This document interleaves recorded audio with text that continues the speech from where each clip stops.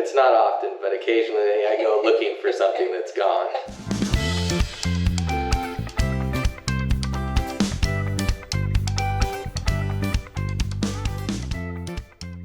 Hello, welcome back to the channel. I'm Savannah if you're new here, and today I'm joined by the most wonderful guest, my favorite person, the biggest fan of the channel, my husband, Dustin. Today we're going to chat through some Q&A questions that you guys left through the survey on the community channel, so thank you for voting, thanks for leaving comments. We're going to chat through our experience with minimalism. Is my husband a minimalist? What does he think of my decluttering? And also how to get your partner on board with minimalism. Is it possible? Stay tuned. Let's get into it. All right, let's start with question number 1. Do you consider yourself a minimalist? Probably not. Well, I think you are more of a natural minimalist than I am. I feel like you have no problem with just going into stores, not buying anything. You really don't consume a lot of things generally, and you're more utilitarian with the way that you use things. Yeah, I mean, I'm not a big consumer, as you know. I guess I'm a bit of like a natural minimalist, but not really a practicing minimalist too much. I do a good amount of minimalism as it being part of my household.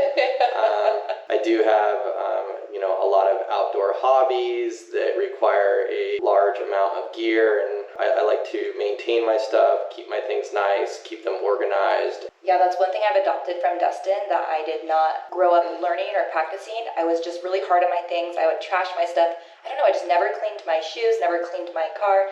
And then I met him, and he's so meticulous with all of his belongings and basically just respects his things, and they last much longer than my things ever lasted. When I'm buying something, I'm typically purchasing it for the long haul, so my expectation is to keep it for a long time. So I'm really looking at the quality of a product and the overall value over the price of it is really how I shop.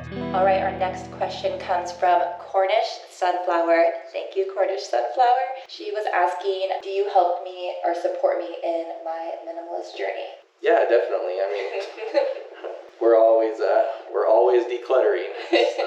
That's one thing about minimalism is it's something that you have to, you can't just do it once and you're done. It's, a continuous practice. I always talk about that. It's like a perspective shift and having a new lens on how you look at the world or look at your life versus, like a one-time, one-and-done sort of organization. Also, like when we first got started in minimalism, it all started from Marie Kondo and sparking joy and really keeping things that, add to your life and, bring positivity and not holding on to things that really weigh you down. And it really hit home with me that there was a lot of things in my life that I was holding on to out of guilt. I felt like they were sentimental things, and somehow if I got rid of them that I would regret it, I guess. Most of those things you just want as a visual memory, and the easiest thing is just to take a picture of it and let it go is my best advice. And if you really want to keep it as a digital memory. I feel like the big one for you was your snowboard. It was something that I was holding on to. I had switched over to skiing. I thought that I might want to use the snowboard to go snowboarding with a friend in the future, but in reality I had moved over to skiing, and that was what I was really enjoying. The longer I held on to the snowboard, the more it was depreciating in value.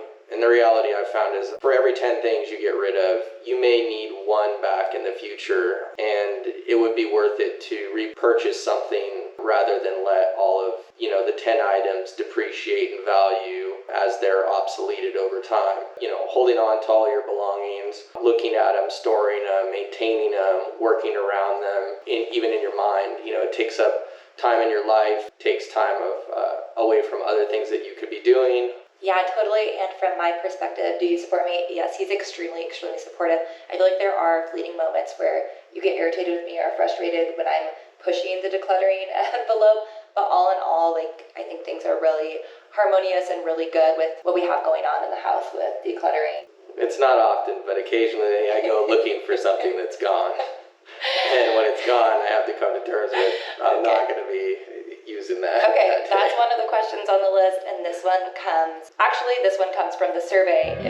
I wrote it. It says, have I ever taken decluttering too far? There are certain things that we've gotten rid of over the years that I wish we hadn't got rid of, but realistically they were all easily replaceable. The main thing that I would say is even with some things that I regret that we got rid of,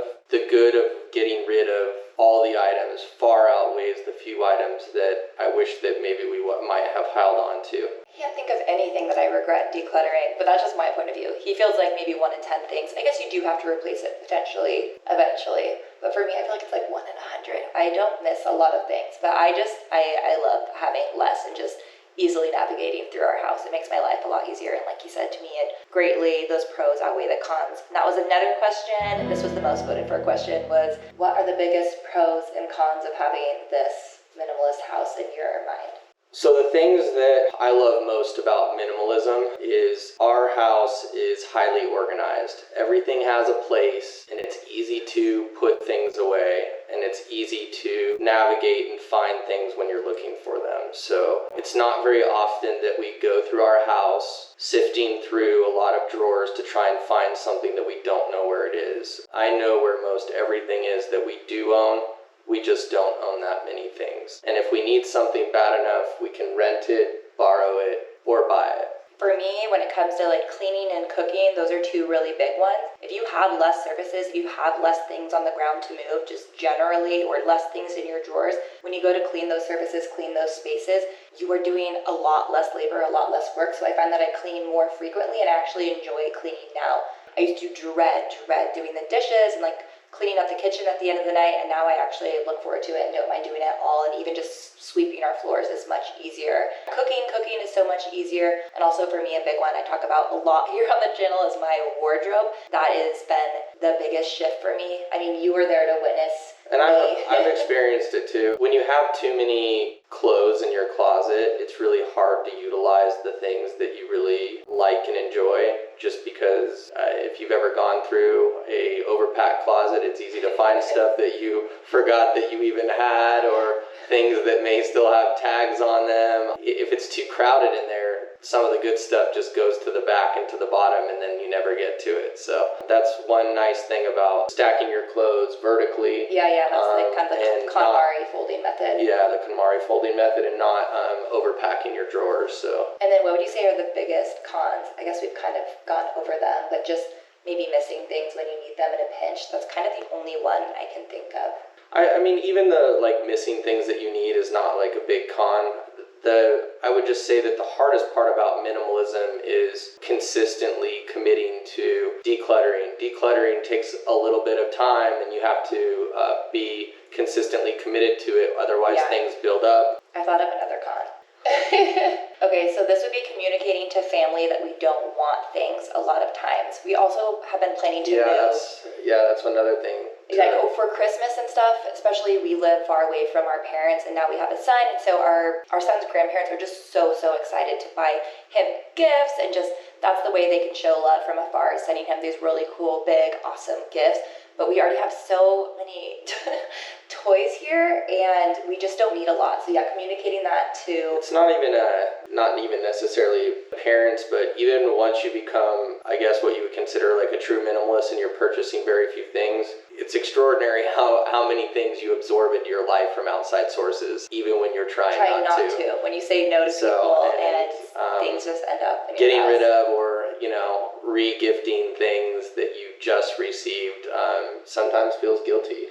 Yeah, and I think it's probably not like what our families think or say. It's more just my own internal dialogue with feeling bad about telling people what or what not to get me. So that's something I've been personally working on and growing. And then another question was, do you think minimalism is possible with kids? And we only have one kid, and he's really young, so we're not totally the experts here, but so far, what do you think? It's definitely, now that we have an 18-month-old, it's definitely the biggest challenge of minimalism in our house. As we're looking over at the toys. We try and be very intentional about the toys that we do buy him. We try and avoid big box stores and those types of toys, just because those kinds of toys tend to come with lots of small parts that involve a lot of clutter. And if you have kids, you quickly realize how much time you spend on a daily basis picking up toys, cleaning up toys, organizing toys. If you cut your kids' toys down to 10 to 20% of probably what they have, you'll find it very surprising how much they have just as much joy, if not more, playing with less toys than more. We don't get rid of all of his toys, but we kind of cycle them in and out to kind of minimize how much cleaning and how much organizing and how he plays with toys. That's kind of one of our strategies that I think people call it toy know rotation, but we have a box in the basement. We'll bring stuff and cycle it up. I mean, he still has a lot of toys. That was another question someone left from the material girl. She said, do you believe that a growing child as a minimalist would affect their personality in the future? Which I thought that was an interesting question. It's funny because I don't think of our house as this extreme minimalist place. It's really not. Like, our friends and family don't notice anything different about our house, except maybe it's a little bit tidier and there's a little less visual clutter. But for me, I feel like this is exactly how people's houses were maybe like 50 years ago, or how people's houses were or are around the world and other places, and not in a super consumer-driven country. Because I still think we have a lot of stuff. I would say our level of minimalism is definitely not extreme, and we could go much further than we've gone. We're also realistic in the level of minimalism that we commit to, and really try and find a good balance of creating the highest level of quality in our life. So yeah, definitely. And for me, the values that the minimalism instills, and it's not just minimalism, it's like a combo of intentional living and just all these things. Basically just being mindful about what we bring into our home and what we, the values we pass on to our kids. And for me, that is spending quality time together, spending time outdoors, using your imagination, having free play where you're creative and coming up with ideas.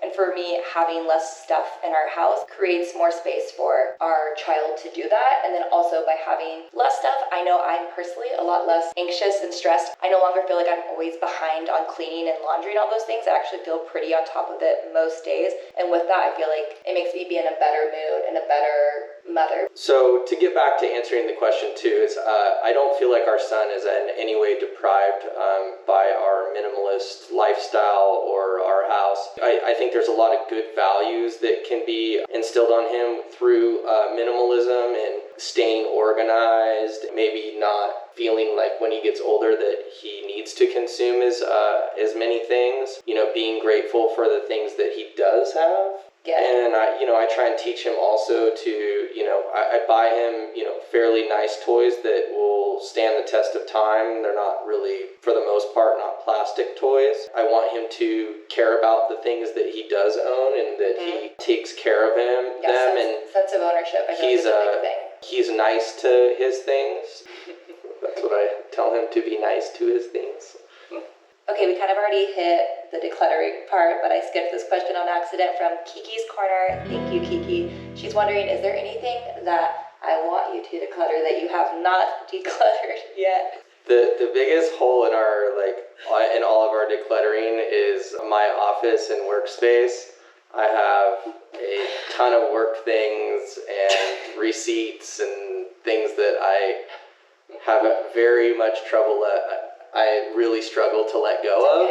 And he's been self-employed for a very long time, and so he does all of your own accounting and taxes and those things. So I understand why you are completely responsible for taking care of that, so why you wouldn't want to miss anything. I think that's where that comes from, the desire to keep them and organize them. So I try to push you a little bit, but hopefully I'm not too naggy about it. I just offer to help them get organized, maybe try an app to scan in the receipts. We haven't gone totally digital there yet. But I mean, that's real life. That's our house. So paper clutter, I love to get rid of. There's definitely some technologies that I could adopt to reduce my amount of paperwork. But that's part of the reason I love you and I love him, is he is very tactile with a lot of different things, like pen and paper and things. I also have trouble getting rid of extra hardware for different things, and owner's manuals for different products that we buy, and and all the boxes. Yeah, if you've already seen, I like to hold on to the packaging for high dollar items in case we decide that we don't want to keep them, like the iRobot from Amazon. Oh my gosh, I remember one time we were trying to sell, I think, an iPhone, and he's like, "Where's the box?" And I probably decluttered it. I don't need the iPhone box. But it's okay. Nobody's perfect, and I feel like communication is the biggest thing, right, with all of this. And that goes into I think the final question, and I think the question that most people are asking, and maybe why you're watching this video, is how do you get your spouse on board with minimalism? What do you think the answer to that is? I know what my answer is. I think a really clear understanding of the benefits of minimalism. I probably had misconceptions about minimalism and Marie Kondo, and being weighed down by items really transformed my whole opinion on it. So that's probably one of the biggest things. I will say that to get and keep your spouse on board with minimalism is, like Savannah said, extremely clear communication. Any items that are your spouse's or shared items, if you're going to get rid of them, very clearly letting them know, but not just letting them know, also letting them have a voice in that decision is critical to the success of it. And I would say my biggest piece of advice is just to lead by example, just like anything in life. When we see someone else that's happy or successful or whatever it may be, I think we look to what their actual actions are. You can be as preachy as you want to your significant other or to someone in your life, but they're just going to watch how you are, what your home is like, and witness all those things going down. And if they think that's something they're interested in, then that's when they will maybe start asking questions. But definitely, I would say don't be preachy, don't shove it down someone's throat. And what Marie Kondo recommends in her book, and she's not a minimalist per se, but I think a lot of what she teaches goes hand in hand, and I really love a lot of her teachings and what's in her book. But it's really just focus on yourself first. So she recommends never decluttering or tidying anyone else's belongings. So that's what I did. I started with my own stuff. I really didn't touch anything until kind of Dustin saw this going down, and then I asked him, would you be comfortable with me going through our kitchen? Would you be comfortable with me going through our book collection? And then he ended up working with me 50-50 on those things and kind of jumped in with me. So is that how you remember it happening? Yeah, but definitely one person in a relationship is typically spearheading, I would say, minimalism. So it's not doing it for them, but they may need help or assistance, really encouragement, working on it. The other thing is too, when you are consuming less, using less, owning less, I feel like also you can treat yourself to nicer things and, things that will last. And it's not just about getting rid of stuff. It's also, making very intentional purchases and really weighing the long-term value of a given purchase, at least for me. And I shop sale a lot less. I'm looking for quality brands, and I'm looking for things that'll stand the test of time. So, when you don't own much, it's a lot easier to maintain your things and have nice things and take care of them as well. Yeah, I just feel an overall more sense of confidence in our home, in my closet. It's not like all of a sudden we have way more money and we have these nice things, which I think is the way that most people think about life and how it works is get a better job, make more money, have a nicer house, have nicer stuff. But with minimalism, it's really cool. Once you get rid of all the garbage, essentially, or the things you don't need, you're only left with the things that you absolutely love.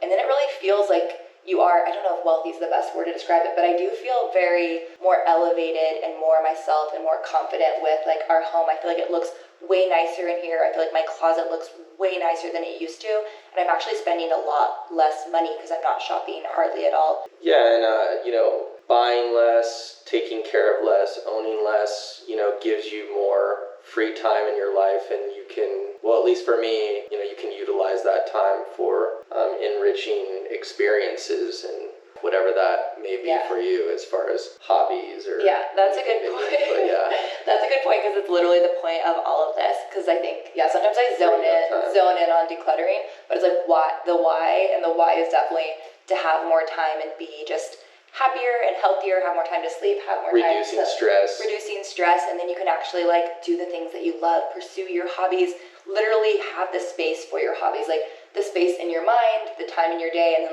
maybe there's a workbench of tools that now is decluttered and you could actually use it. So that's the biggest perk. So I would say those are our experiences with minimalism. We are not experts, we're just regular people living it, trying it. I think, our toddler just woke up.